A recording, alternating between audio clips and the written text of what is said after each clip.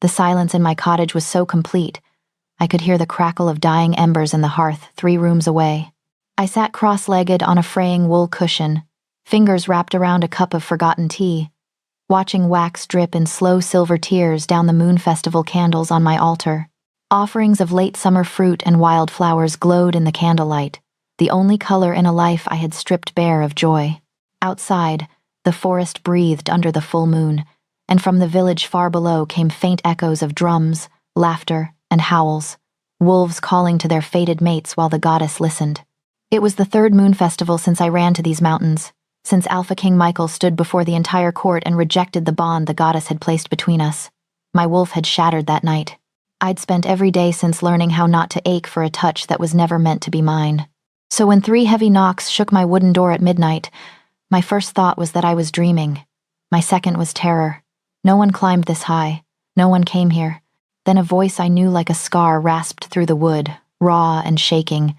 "Evelyn, please, open the door. I need your touch before it kills me." The door shuddered under his weight as I unbarred it. Cold wind punched into the cottage, carrying snow, pine, and a scent I had spent 3 years trying to carve out of my bones. Cedar smoke, wild storm, and something uniquely him. Michael filled the doorway for a heartbeat, broad shoulders hunched, cloak soaked, dark hair plastered to his forehead before his knees buckled. He crashed forward, catching himself on one arm, the other clutching his chest. When the cloak slipped aside, I saw it. Dark veins, like black lightning, spidering from his heart across his skin, pulsing with each pained breath. His head lifted. Those storm-gray eyes were wild with pain and something that looked horribly like hope. "Evelyn." My name broke in his mouth. "I found you." 3 years of silence and he said that, like he had simply been lost and not the one who drove a blade through our bond. I stepped back. "You need to leave." He tried to laugh. The sound turned into a cough that racked his whole body. He sagged against the doorframe, breath shallow, knuckles white. "I almost did," he said hoarsely, "a dozen times. But then I thought if I die without seeing you again, that will be the only thing I regret." "Die?" The word lodged in my throat. He shifted his hand from his chest. In the moonlight, the veins looked worse, thicker, angrier, a web of poisoned shadow beneath his skin. "Silver curse," he said, "old forbidden magic. Each full moon it spreads. I should have been dead months ago." My fingers clenched the door. "Then go to your healers, your council. They can't touch it." His gaze anchored mine. "Only you can." The bond surged at those words. My wolf, silent for so long, lifted her head and howled inside me. "You don't get to crawl to my door now and pretend I'm your salvation. You stood before the court and told the goddess you didn't want me." Pain flickered across his face. "I remember every word," he whispered. "I hear them every night, and every night my wolf tears at me for them." "Good, you deserve it." He nodded.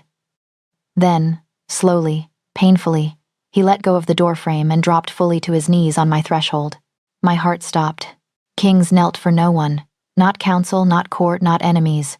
The only one an Alpha King bowed to was the goddess. And now, apparently, me. "Michael, get up." "No." Snow swirled around him, catching in his hair. He looked up at me from the ground, proud jaw clenched, eyes unguarded.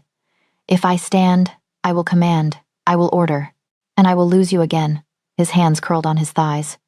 "I'm done ordering you, Evelyn. 3 years ago, those eyes had been cold. Tonight, they were raw.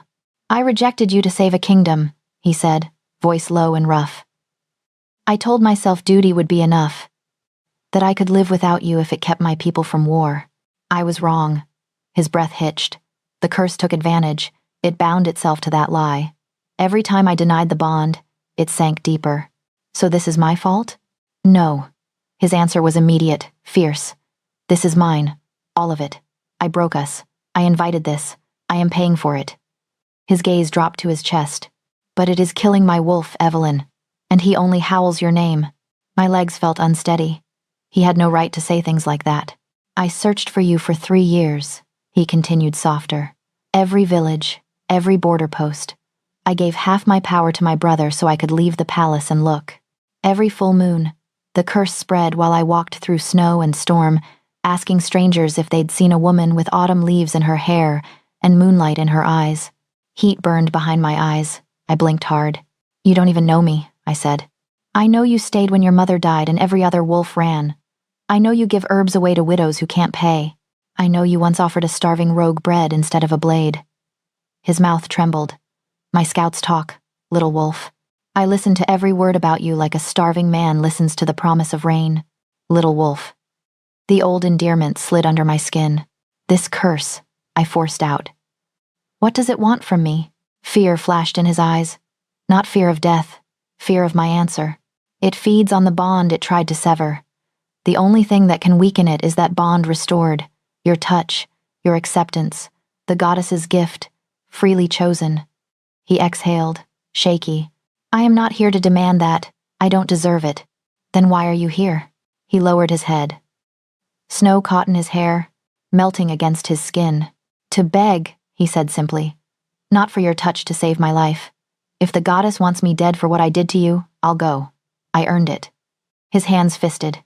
I'm begging for a chance to prove that. If you let me live, I choose you over everything. Over crown, over counsel, over the laws my father bled for. I will burn it all before I lose you again. My heart twisted violently. Please, Evelyn. His voice dropped to a rasp. If you shut this door, I won't try again. I'll crawl back down this mountain and let the curse finish what I started. But if there is even a flicker of the bond left in you, let me stay. Just for the festival week. Let me show you, not tell you. Show you that I will never choose anything above you again. The bond inside me pulsed like a heartbeat waking. My wolf pressed forward, wanting to reach, touch, claim. 3 years ago, I had begged. I had stood in the moonlit courtyard, hard on display, and begged him to reconsider. He had turned away. Now the king knelt in the snow on my threshold, begging me. I hated him. I wanted him. I didn't know how to breathe with both truths crushing my ribs. You have no right to ask this of me, I said. You're right, he answered softly. I have no right to anything from you. That's why I'm not asking as your king. I'm asking as your mate. He looked up, eyes shining with unshed tears. You are the only thing I have ever wanted for myself. Silence stretched between us. The smart thing was to close the door, to lock it and let the mountain swallow the echo of his voice. I had survived his rejection once. I was not sure I would survive hoping again, but I could feel his pain through the bond now sharp, searing, edged with cold. I could feel his wolf, ragged and desperate, reaching for mine. I stepped over the threshold. His breath stuttered. Lift your head, I murmured. Slowly, he obeyed. My hand shook as I reached out. 3 years without touching him, and now his face was right there, close enough to see the tired lines at his eyes, the stubble along his jaw, the faint tremble in his mouth. I set my palm against his cheek. The world exploded. Heat roared through me, through us, a shockwave that slammed down the bond like a river breaking its dam. My wolf howled, his wolf answered, and for a heartbeat there was nothing but us, just the rightness of skin to skin, soul to soul, the way it had always been meant to be. Michael gasped, eyes flying wide as the dark veins at his throat pulsed, then retreated slightly, their edges softening, receding from my touch. The curse, snarling and reluctant, loosened its grip. Goddess, he choked, his hand lifted, hovering as if he didn't dare touch me back. I feel you. Evelyn, I snatched my hand away before I could drown in it. He sagged, panting, the blackness in his veins a shade lighter. It works, I said, voice barely more than a breath. The bond weakens it. Hope flared in his eyes so bright it hurt to look at. I held up a shaking hand. Don't say anything. Don't promise me the world. You already had it, and chose to break me instead. He flinched. You may stay, I forced out, each word heavier than stone. Until the festival ends, I will help you, because I won't have your death on my soul. I swallowed hard. But when the last candle burns out, if you haven't convinced me things are different, you leave, and you don't come back. He knelt there, breathing hard, staring at me with something like reverence. Thank you, he whispered. For this night. For your mercy. For one more chance to be worthy of you. I stepped back, opening the door wider. Get up, Michael, I said, hating how soft my voice sounded. You're bleeding on my floor. He pushed himself to his feet with a strained sound, one hand still pressed over his cursed heart. As he crossed my threshold, the bond thrummed again, a low, insistent hum beneath my skin. The Alpha King had entered my cottage. The mate who had once destroyed me was inside my world again. And for the first time in 3 years, as I closed the door against the winter wind, I wasn't sure solitude had ever been the same thing as safety. We made it exactly as far as the pallet by the hearth before Michael's legs gave out. "Easy," I muttered, stepping in before he could hit the floor. Heat poured off him in waves. The dark veins at his throat pulsed like something alive. His arm landed heavy across my shoulders. Even through damp wool, the contact punched through me. The bond flared, sharp and sweet, a spark straight down my spine. I gritted my teeth and focused on moving him, one step at a time. "You touched me," he said as I eased him down onto the pallet. "It feels different tonight." My fingers brushed his collar as I worked the clasp. The moment skin met skin, heat slammed into me again. His breath hitched. Mine did too. I jerked my hands away and stripped the cloak in quick, efficient movements. "Don't talk. That's unfortunate," he murmured. "I came to do a great deal of that." I fetched tea from the hearth, measuring herbs with hands that were not shaking. Chamomile, valerian, moonflower petals. When I turned back, he was watching me like I was the only thing in the room worth noticing. "Drink," I said, kneeling beside him and passing him the cup. Our fingers brushed. The bond crackled along my nerves. His eyes went half-lidded. "This is going to be torture," he said softly. "Every accidental touch that doesn't get to be more." I stayed where I was, too aware of his warmth, his scent starting to peel away the layers I'd wrapped around myself. "Talk then," I said. "Make your confession." He stared into the cup. "They wanted me bound to the east, to the High Alpha's daughter. Land, armies, trade routes all tied up in one neat mating ceremony." His eyes held mine. Then the moon festival came and the goddess decided to make it complicated. "You." My chest tightened. "You didn't even hesitate." "I hesitated," he said quietly. "You just couldn't see it." "I went to the temple. I begged for another way." The goddess didn't listen. "So I convinced myself the only way to stop a war was to reject you publicly. You could have told me. Instead, you let me stand there like a fool while you pretended you didn't feel it." A muscle ticked in his jaw. "I thought it would be kinder if you believed there was nothing there." "Kinder," I repeated bitterly. "You broke my wolf, Michael." For months she didn't move. I woke up and felt nothing. No hunger, no joy, just emptiness. I couldn't breathe without pain. The only thing that kept me alive was stubbornness and herbs that made the world fuzz at the edges. His hand tightened around the cup. "I know," he whispered. "You don't." "I do," he said, something raw in his voice. "The bond doesn't just break on one side. You were hollow.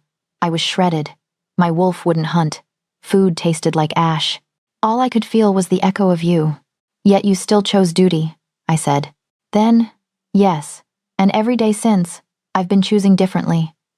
He set the cup aside carefully. "I refused the political mating, tore up the treaty. The council threatened revolt. I changed the inheritance laws so the crown doesn't require a strategic bond anymore. I've been rewriting the very rules my father carved into stone, all so that if the goddess ever allowed me near you again, I could say the words I should have said that night." My throat felt too tight. "What words?" "That I choose you," he said simply. "No crown, no council. I choose you, Evelyn. I always did. I was just too much a coward to act on it." Silence pooled between us. "I spent 3 years building walls," I said finally. "I made my world smaller until nothing could reach me. No pack, no friends, just herbs and work and sleep. I told myself I preferred it, that it hurt less not to hope." His gaze softened. "Does it?" "Most days," I admitted. "Some nights I wake up reaching for someone who isn't there. But during the day, it's quiet, predictable, safe." He leaned back, closing his eyes. "I have never been safe. Not since my father put the crown on my head. But I was less lonely, knowing you were somewhere in the world. Even if you hated me." I didn't answer. Couldn't. Eventually, I dragged a chair closer to the hearth and sat. My knees brushed the edge of his pallet. When I reached for my cup, his fingers brushed mine again. The spark of contact made us both suck in a breath. "We should limit that," I said, voice unsteady. "Probably," he agreed, not moving his hand away. We stayed that way too long, the tiny point of contact feeling more intimate than any embrace. Finally, I snatched my hand away and wrapped both around my cup. Sleep, I said. Healing takes energy. He swallowed. I just haven't slept without dreaming of your scent in 3 years. It's strange to be this close and still be on the floor. I stared into the fire. I'm not ready for more. I know. His voice was soft. I'm not asking. I stood, dragged the chair closer to his palate, then sat again. Close enough that if I stretched my hand, I could touch him. Far enough that I didn't. Guard duty? He asked. If the curse decides to finish you tonight, I'd like to be awake to watch. He smiled then. Small, tired, devastating. Stay anyway. The hours blurred. The fire sank to embers. His breathing evened out. At some point, my head tipped back against the chair, eyes burning, body heavy. Across from me, his hand had fallen off the pallet, fingers dangling, palm up. I told myself not to, told myself I owed him nothing. Still, sometime between one breath and the next, I reached out in the dim light and let my fingertips rest against his. The bond hummed, quiet and warm, like sliding under a thick blanket on a winter night. I fell asleep like that, 2 chairs, too much distance, a single fragile touch between us, aching to be closer and terrified of what would happen if I let myself choose it. I woke to his screaming. The sound tore through the cottage like a wounded animal, raw and guttural and wrong. I lurched out of the chair, heart hammering, disoriented in the pre-dawn darkness. Michael thrashed on the pallet, back arching, clawing at his chest. The dark veins had spread since last night, creeping up his throat like poison ivy, pulsing with sickly black light.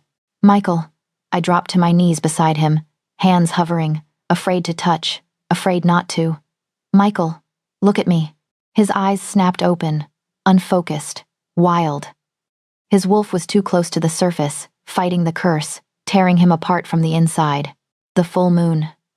I'd been so focused on him that I'd forgotten tonight was the peak, the goddess's light at its strongest. The very thing that should have blessed us was feeding the curse instead. Evelyn, he gasped, voice shredded. Can't, it's burning. His hand shot out and caught my wrist. The contact blazed up my arm, the bond screaming in response. For a moment, his eyes cleared. Then another wave hit him and he convulsed, releasing me with a choked sound.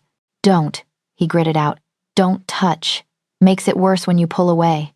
My omega nature surged forward, instinct overriding thought.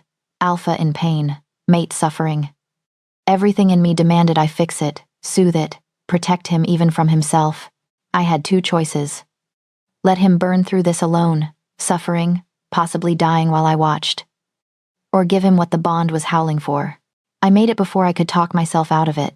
I climbed onto the pallet beside him, swinging one leg over his thrashing form, and pressed my full weight against his chest, skin to skin where his shirt had torn open, my hands framing his face, my forehead against his.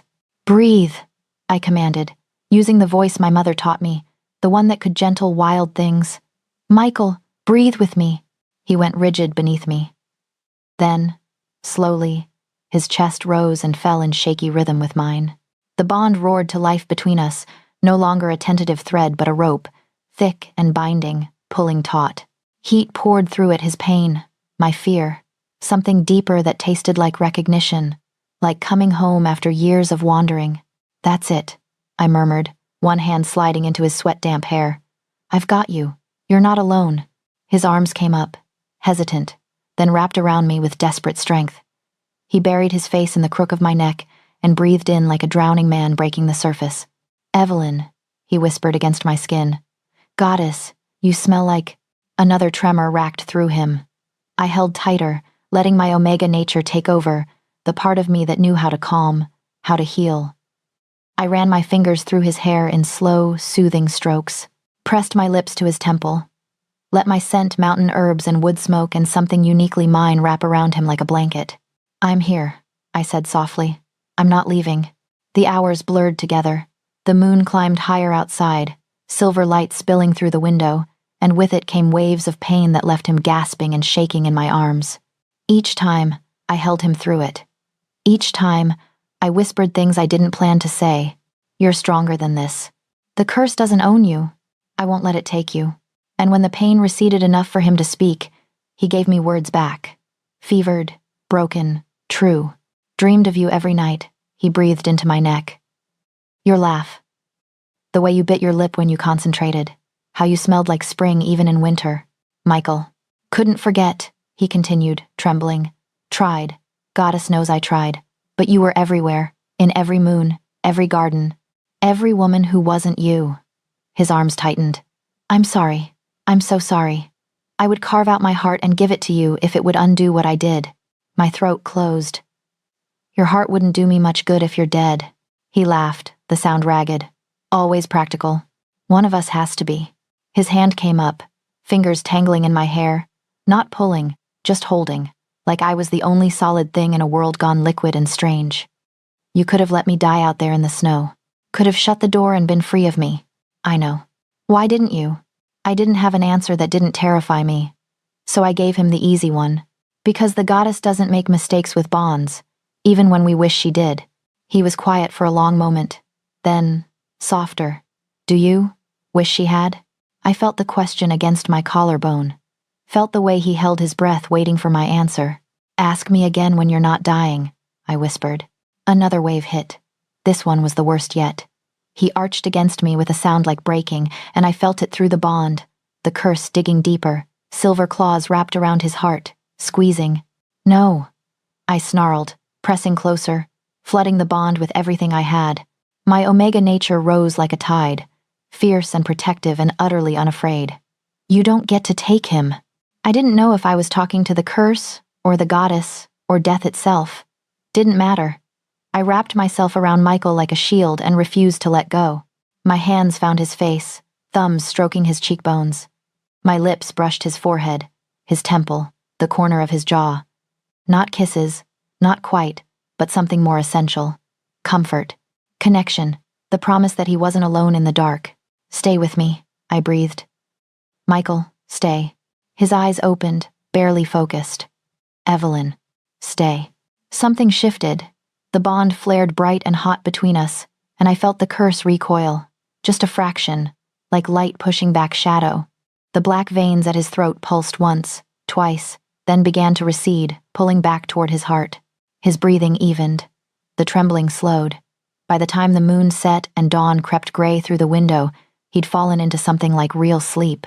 I stayed where I was, draped across him, feeling his chest rise and fall steadily beneath me. My omega purred, satisfied, safe in the knowledge that her alpha was healing. I was too exhausted to fight what that meant. When I woke, the cottage was full of soft morning light. I was still on the pallet, still pressed against Michael's side. Sometime in the night, we'd shifted my head on his shoulder, his arm around my waist, our legs tangled together like we'd been doing this for years instead of hours. His face was buried in my hair. I felt him breathe in, slow and deep, like he was memorizing me. You smell like home, he murmured, voice rough with sleep. I forgot how much. He went rigid as awareness returned. His arms started to retreat. Don't, I said before I could stop myself. He froze. Evelyn, I lifted my head, met his eyes. They were clearer now, storm gray and uncertain, and so full of careful hope it made my chest ache. Don't pull away, I whispered. Not yet. His throat worked. I don't want to push. You're not. I placed my hand flat against his chest, right over his heart. The black veins were still there, but fainter, less angry, healing. Last night, I felt what it's like, the bond. Not broken, not denied, just there, the way it was supposed to be. His hand came up, covering mine, pressing it harder against his heartbeat. And? I should have said it terrified me. Should have said I wasn't ready. Should have pulled away and rebuilt my walls before I did something catastrophically stupid like believe this could work. Instead, I told the truth. And I don't want you to let go. The forest was silver with morning frost when we set out to gather herbs. Michael insisted on coming despite my protests. You're still healing, I'd said, watching him lace his boots with hands that trembled only slightly. I'm not letting you go alone into the woods when there might be. He stopped, jaw tightening. I'm coming. So we walked, my basket over one arm, his presence a warm weight at my side. The bond hummed between us, quieter now than last night's roar, but still there, still undeniable. I led him to a clearing where wintergreen grew in thick patches beneath the pines. We worked in comfortable silence for a while, My hands sure and practiced, his clumsy but willing. My father was dying, he said suddenly. I glanced up. He was staring at the herbs in his hands, not seeing them. He called me to his bedside 3 days before the end, made me swear an oath. His voice was flat, controlled. That I would secure the kingdom through political alliance, that I would bind us to the Eastern Pax before his enemies could move against us. He said if I didn't, everything he'd built would collapse into civil war. My hands stilled in the frozen earth. I was 22, he continued, barely ready to rule, terrified of failing him, of failing everyone. So I swore it, on my wolf, on my honor, on the goddess herself. He crushed a sprig of wintergreen between his fingers. Alpha oaths aren't breakable, Evelyn, not without consequences. So when you met me, I was already bound. He finally looked at me, and the pain in his eyes was raw enough to cut. The goddess gave me a mate, and I couldn't accept her without breaking an oath that would have destroyed my people. I sat back on my heels. You could have explained. To what end? So you could watch me choose duty over you with full understanding. He shook his head. I thought a clean break would hurt less. I was wrong about that too. The wind sighed through the pines above us. Somewhere distant, a bird called. What changed? I asked quietly. I did. He moved closer, kneeling in the frost beside me. After I rejected you, I couldn't sleep, couldn't eat. My wolf was killing me from the inside, clawing at my ribs, howling your name until I thought I'd go mad. His hand clenched, and I realized what good is a kingdom if I'm too broken to rule it. What good is honor if it means destroying the one thing the goddess made specifically for me? So you broke the oath? No. A bitter smile crossed his face. I found another way. I spent 3 years building alliances my father never imagined. I changed succession laws, strengthened my brother's claim, shifted power so the crown didn't rest solely on my mating choice. He reached out slowly, giving me time to pull away, and tucked a strand of hair behind my ear. I dismantled my father's world piece by piece so I could be free to build my own. My breath caught. Why? Because I love you. He said it simply, like it was the most obvious thing in the world. I've loved you since the moment I caught your scent at the moon festival, and my wolf said her. I loved you when I rejected you, though I was too much a coward to honor it. I've loved you every day since, through 3 years of searching, through this curse, through your anger and your walls, and every reason you have to hate me. His thumb traced my cheekbone with aching gentleness. Rejecting you didn't just break the bond, Evelyn. It shattered me. Every piece of me that mattered, it all stayed with you on that mountainside when you fled the court. Tears burned behind my eyes. I blinked them back fiercely. You can't just say things like that. Why not? It's true. He leaned closer, and I felt his breath warm against my lips. I will spend the rest of my life proving it if you'll let me. No crown. No kingdom. Just us. Just... He stopped. His whole body went rigid. What? I whispered. Do you smell that? I lifted my head, drawing in a slow breath through my nose. And there, beneath pine and frost and earth, something else. Foreign. Sharp. The scent of wolves I didn't recognize. Michael was already moving, rising to his feet with predatory grace, eyes scanning the tree line. How long have you noticed strangers in these woods? I haven't. My heart hammered. I'm alone up here. No one comes this far. Someone has, he pointed. I followed his gaze and felt my stomach drop. Tracks in the frost. Large, fresh. At least 3 different sets, all circling the clearing like they'd been watching, waiting. Damon, Michael breathed, and the name carried weight like a curse. He found us. Who? The one who cursed me. The one who wants my throne. He caught my hand, pulling me up, pulling me close. The one who will use you to destroy me if we don't move. Now. A branch snapped somewhere to our left. Michael stepped in front of me, every inch the Alpha King now, power radiating off him in waves despite the curse still shadowing his veins. A low growl built in his chest, territorial and deadly. Run back to the cottage, he said quietly. Bar the door. Don't open it for anyone but me. I'm not leaving you. Evelyn. He glanced back, and his eyes had gone wolf-bright, dangerous. If they take you, I will burn the world to get you back. And I'm not strong enough for that yet. Please, run. Another snap. Closer. Then, from the shadows between the trees, a voice smooth, amused, utterly cold. Too late for running, little Omega. We've been waiting for you to come out and play. 3 wolves stepped from the tree line, large, scarred, moving with the confidence of trained killers. Behind them, more shadows shifted. How many? 5? 10? Michael's hand found mine, squeezed once. Stay behind me, he murmured. Whatever happens, stay behind me. The largest wolf grinned, showing too many teeth. Alpha King Michael, how generous of you to bring us exactly what Lord Damon wants. This will be easier than we thought. We made it back to the cottage with minutes to spare. Michael shoved me through the door, barred it behind us, and immediately started dragging furniture. The table, both chairs, anything heavy enough to slow an attack. How many? I asked, grabbing my leather satchel and shoving supplies inside with shaking hands. Herbs, bandages, the small knife my mother left me. Too many. His voice was grim. Damon sent a hunting pack. At least 8, maybe more. Can you fight that many in your condition? He shot me a look that was pure alpha, fierce, possessive, utterly uncompromising. I will fight an army if that's what it takes to keep you safe, Michael. The first impact hit the door like thunder. Wood splintered. The bar held but barely. Another hit, and the hinges groaned. The back window, Michael said, already moving. Go, now. Not without you. I'll be right behind you. Go. I ran. The window was small, barely wide enough for my shoulders. I squeezed through, dropping into the snow, and turned back just as the front door exploded inward. Wolves poured through, massive, snarling, and Michael, goddess, I'd never seen him fight before. He moved like violence given form, all raw power and lethal grace. His fist connected with the first attacker's jaw with a crack that echoed. He spun, caught another by the throat, and threw him into the stone hearth hard enough to crack bone. But there were too many. And the curse had weakened him. I saw it in the way his movements stuttered, the way he favored his left side, the dark veins pulsing at his throat. One of them got past his guard. A blade flashed. Michael twisted, but not fast enough. The steel caught him across the ribs, and blood bloomed dark against his shirt. No!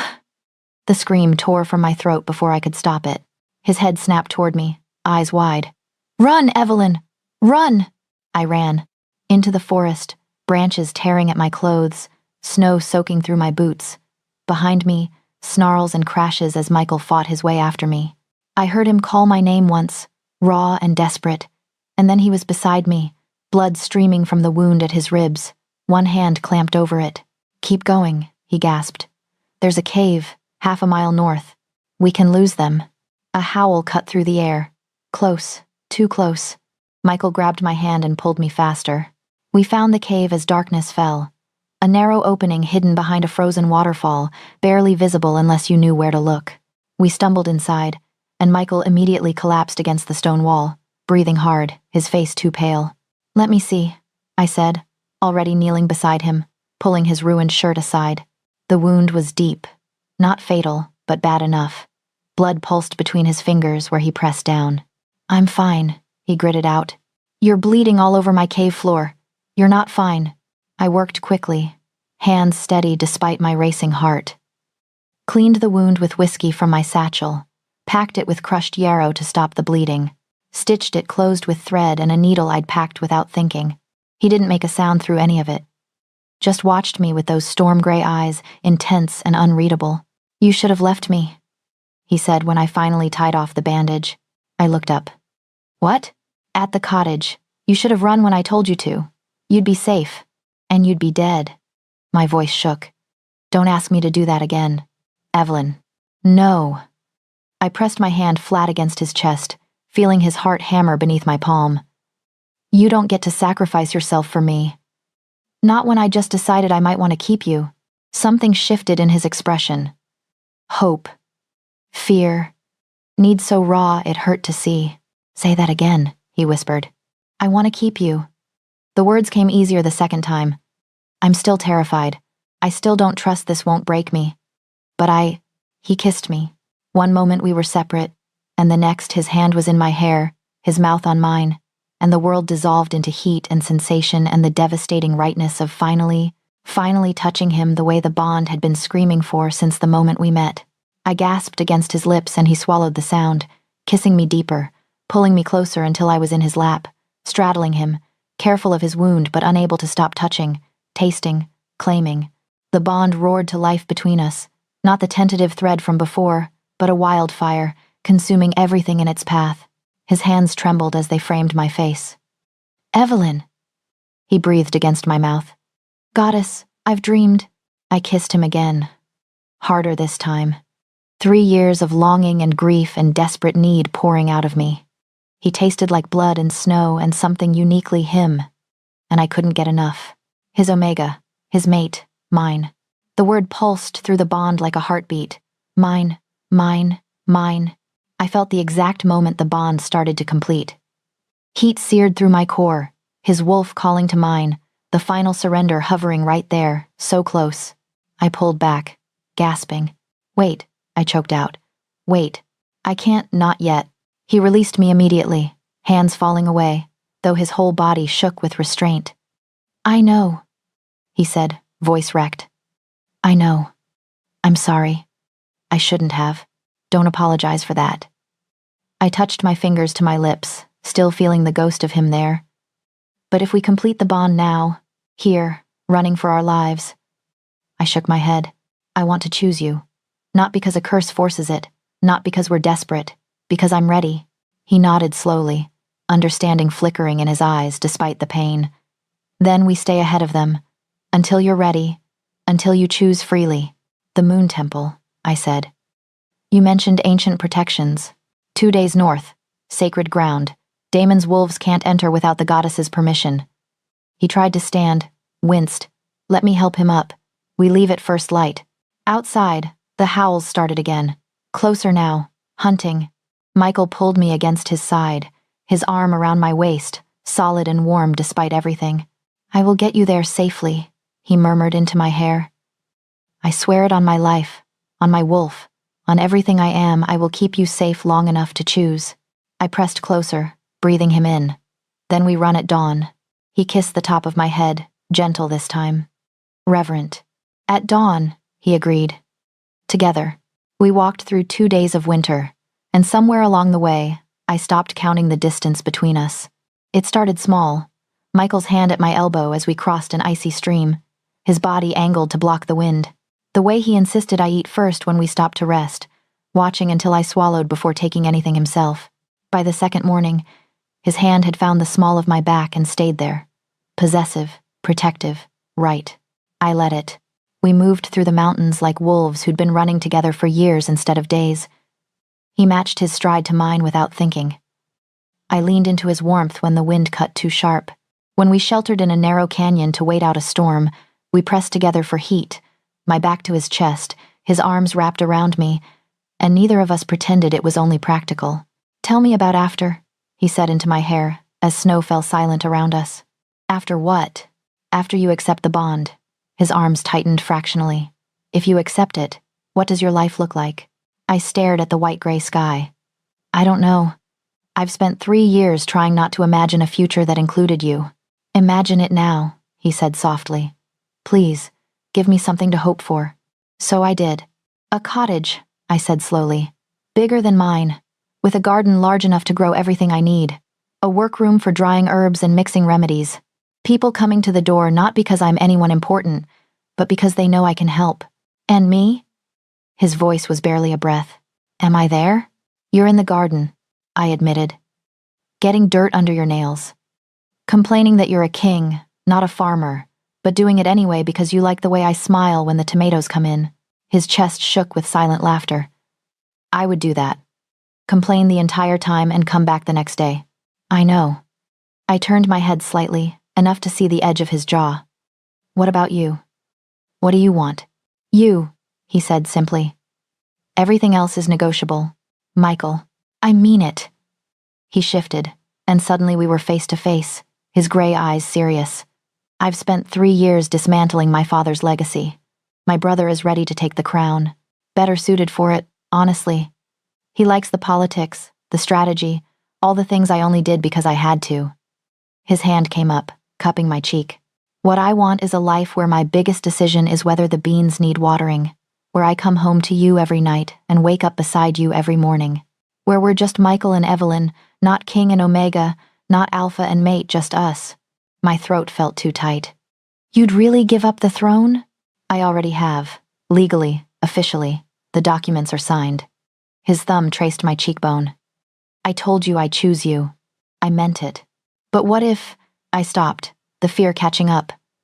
What if something happens? What if duty calls again, and you have to choose between me and your people? He was quiet for a moment. Then he took my hand and pressed it over his heart. Feel that? He asked. His heartbeat. Steady. Strong. My wolf lives here, he said. And he chose you the moment we met. Every instinct I have, every piece of what I am, it all points to you. His other hand tilted my chin up, forcing me to meet his eyes. If duty calls, I will find another way. If my people need me, I will help them, but not at the cost of us. Never again. How can you promise that? Because I swear it. His voice dropped, taking on the weight of ritual, of oaths spoken under the moon. On the goddess who made us. On my alpha blood. On my wolf and my honor and everything I hold sacred, you will always be my first choice, Evelyn. In this life and whatever comes after. Magic shivered through the air between us. An alpha oath, spoken true, binding as chains. I will prove it, he continued, softer now. Every single day for the rest of our lives, I will choose you. I will choose us. And if I falter, if I forget, you have my permission to remind me exactly how much of a fool I was before I learned better. A sound escaped me. Half laugh, half sob. That's a lot of pressure, I whispered. You can handle it. He pressed his forehead to mine. You're the strongest person I know. You survived losing me once. You built a whole life out of nothing but stubbornness and herbs. You faced down a curse and decided to save me anyway. His breath ghosted across my lips. If anyone can handle loving an idiot king, it's you. Former king, I corrected. Former idiot king, he agreed, smiling. The storm passed. We walked on. That night, we reached the temple. It rose from the mountainside like something carved by the goddess herself. White stone, glowing silver in the moonlight, ancient and untouchable. I felt the protections the moment we crossed the threshold. Warmth, safety. The sense of sanctuary so strong it made my knees weak. We're safe here, Michael said, catching me as I stumbled. Damon's wolves can't follow. The goddess won't allow it. There were rooms for pilgrims. Simple. Clean. A bed piled with furs against one wall. One bed. We looked at it. Looked at each other. I can sleep on the floor, he offered. Don't be ridiculous. You're still healing. Evelyn, get in the bed, Michael. He obeyed, moving carefully, favoring his wounded ribs. I followed, sliding under the furs beside him, and for a moment we just lay there, awkward and uncertain. Then his arm came around my waist, a question. I answered by pressing back against him, fitting myself into the curve of his body like I was made for that exact space. His breath hitched. Is this okay? Yes. I laced my fingers through his where they rested against my stomach. This is okay. He buried his face in my hair, breathing me in, and the bond hummed between us. Content, not complete, not yet, but close, so close. Thank you, he murmured. For what? For not giving up on us, for giving me this chance, for being exactly who you are. I closed my eyes, feeling safe for the first time in 3 years. Ask me again in the morning if I regret it. His arms tightened. I will spend every morning for the rest of my life making sure you don't. Outside, the mountain wind howled. Inside, wrapped in warmth and Michael's steady heartbeat against my spine, I finally let myself believe that maybe, just maybe, this could work. We slept like that, two people learning to be one, still scared, still scarred, but choosing each other anyway. I woke to the sound of breaking stone. Michael was already moving, rolling out of bed, positioning himself between me and the door before I'd even processed what was happening. They can't be here, I breathed. The temple. Someone let them in. His voice was deadly calm. Get behind me. The door exploded inward. They came like a flood, 10-15 warriors, too many for even a healthy alpha to fight. Michael launched himself at the first one, and I saw the exact moment his wound tore open. Blood bloomed through the bandage. He staggered. No! I screamed. They swarmed him, brought him to his knees. One blade at his throat, another pressed against his spine. And then Damon walked through the door. He was everything I'd imagined, and worse, tall, scarred, with eyes like black ice and a smile that promised cruelty. He looked at Michael, broken and bleeding on the floor, and laughed. "The mighty Alpha King," he said, brought low by a half-healed wound and an omega. "Touch her and I'll kill you," Michael snarled. His wolf flashed in his eyes, feral and desperate. "Will you?" Damon moved closer, circling us like a predator. "You can barely stand. Your curse is eating you alive. And your mate." His gaze slid to me, assessing. "She's the only thing keeping you tethered to this world." He stopped in front of me. "Hello, little Omega. I've heard so much about you." I lifted my chin. "Let him go." "I don't think so." Damon gestured, and his warriors hauled Michael up, forcing him to watch. "See, I've spent months trying to take the throne by force. But you've given me something better. Leverage." Michael lunged against his captors. "I will tear you apart." "You'll do nothing," Damon interrupted. "Because if you do, I'll kill her right here. Is that what you want?" Michael went still. Everything in him screamed violence, but he couldn't move. Couldn't risk me. I saw the trap closing. Saw the choice I had to make. "Let him go," I said again. "And I'll come with you willingly." "No." Michael's voice broke on the word. "Evelyn, no. One life for another," I continued, ignoring him, eyes locked on Damon. "You want leverage? I'm it. Let him live and you can use me however you need to make him surrender." Damon's smile widened. "Smart girl." "Evelyn, don't do this." Michael was shaking now, fighting his captors, the wound in his side bleeding freely. "Please, I can't." I crossed to him. The warriors let me, amused by the mercy they thought they were showing. I cupped his face in my hands, memorizing the feel of him. "You swore you'd choose me," I whispered. "So choose me now. Live, get strong, and come find me. I can't lose you again." "You won't." I pressed my forehead to his. "Trust the bond. I'll be waiting." Then I kissed him, soft, quick, a promise. "Take me," I said, stepping back, looking at Damon. "Let him go." Damon considered, then nodded. "Release him." Michael lunged the moment they let go. I felt his hands grasp at air where I'd been as Damon's warriors dragged me toward the door. "Evelyn!" His howl shattered the dawn, raw and animal and utterly broken. "Evelyn, no!" I looked back once, saw him on his knees, blood and tears streaming down his face, reaching for me like he could pull me back through sheer will. "I love you," I mouthed. Then they pulled me into the dark. The fortress was 3 days' hard ride north. They kept me in a tower room locked but comfortable. A prison dressed as hospitality. Damon visited on the second day. "You're being treated well?" he asked, as if we were discussing weather. I didn't answer.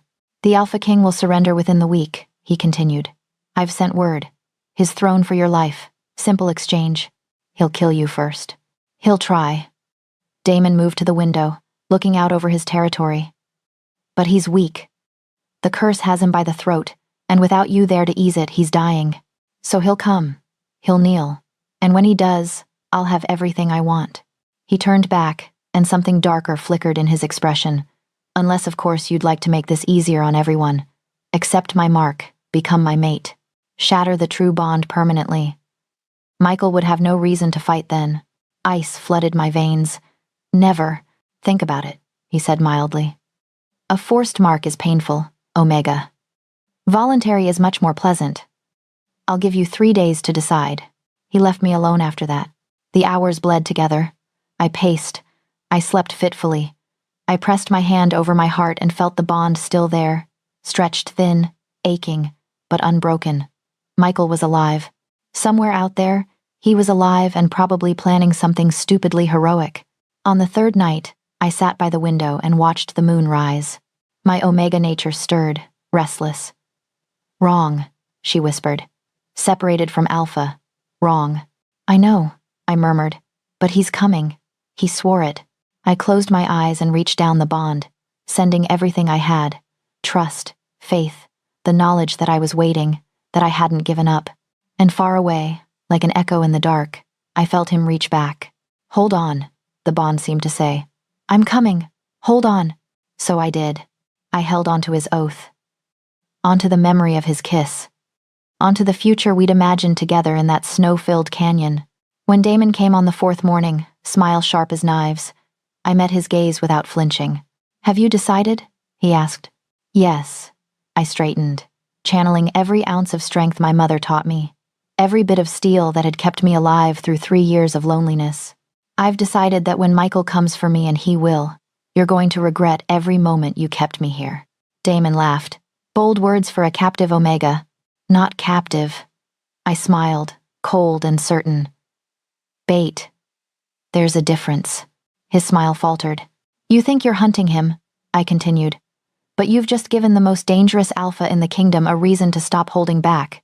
You took his mate, his Omega, the one thing he swore to protect above all else. I moved closer to the window, looking out at the fortress walls, at the forest beyond.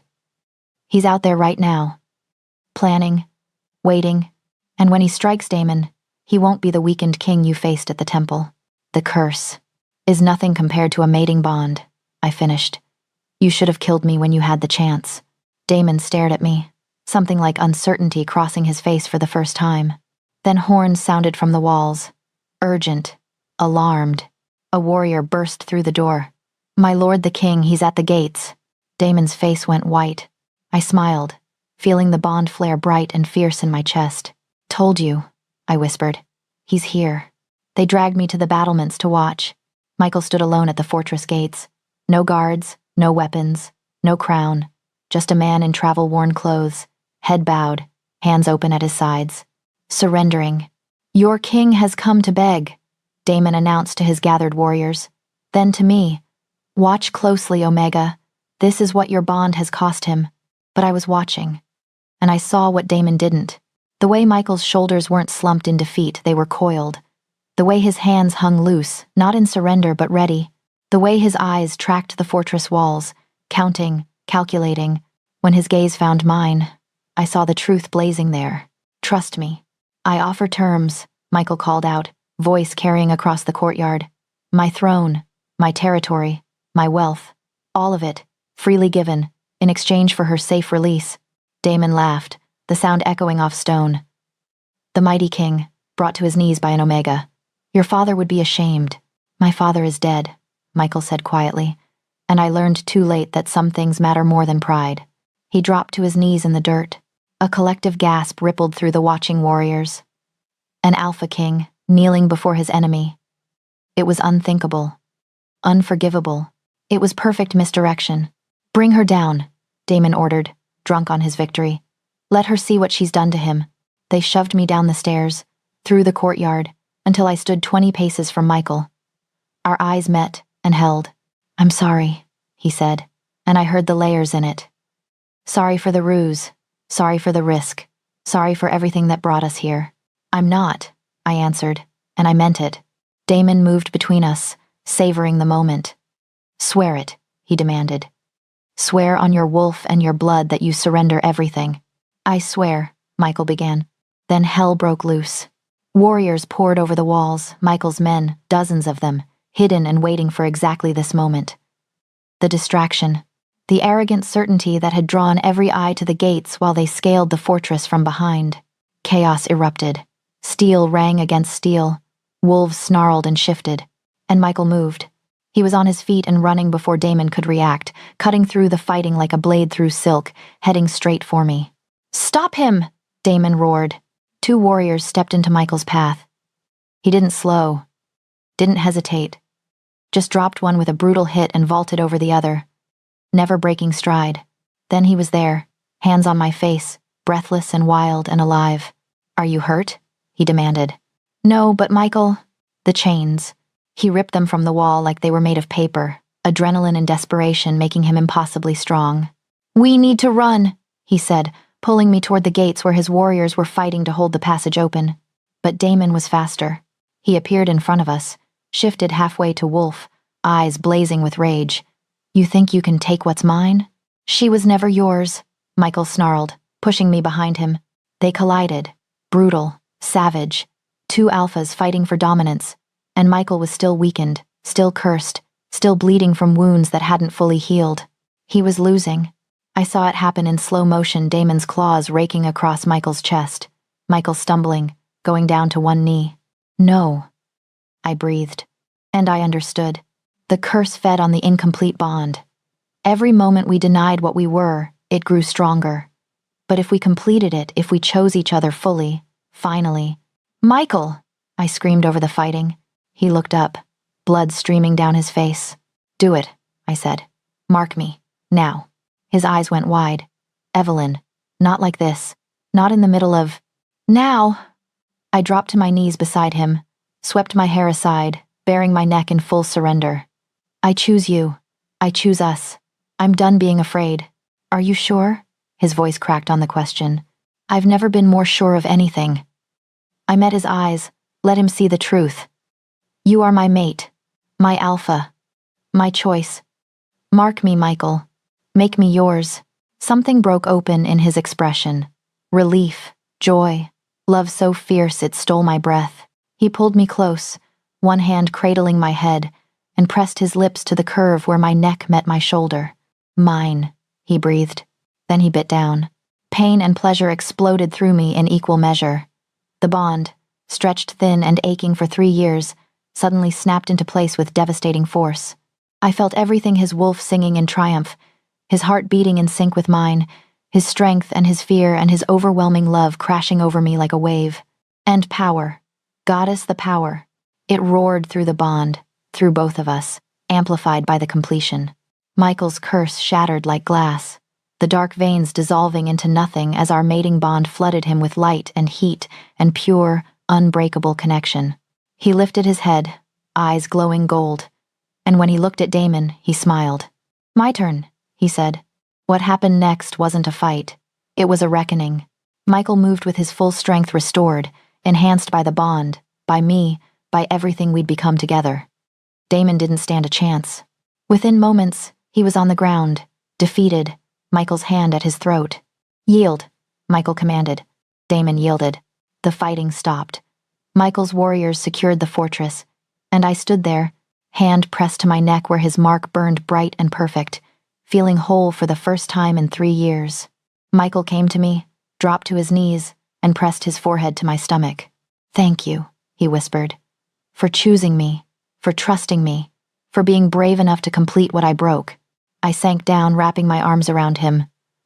We completed it together. 6 months later, we stood under another full moon. Not in a fortress or a palace, but in my mountain cottage, our cottage now. Michael had made it true, every promise. He'd given the crown to his brother, walked away from power and politics and everything his father built. He brought me flowers every morning, cooked beside me every evening, asked permission before every touch, even though the bond gave him the right to so much more. We'd learned to be gentle with each other, to choose each other daily, not because fate demanded it, but because we wanted to. Tonight, under the goddess's light, we renewed our vows. No court, no witnesses, just us and the moon and the bond, humming perfect between us. "I choose you," he said, hands gentle on my face, "today and every day after." "I choose you," I answered, "not because I have to, because I want to." We'd both learned the hardest lesson, that true strength wasn't in walls or isolation or pride. It was in the courage to be vulnerable, to trust, to love even when love meant risking everything. The moon festival candles burned bright around us as we kissed, and somewhere in the distance, wolves howled their blessing. We were finally, completely, impossibly whole. Thank you for following Michael and Evelyn's journey from rejection to redemption, from isolation to belonging. Where are you watching from tonight? And what was your favorite moment in their story? The midnight knock, the desperate marking, or the quiet choosing that came after? Share your thoughts below.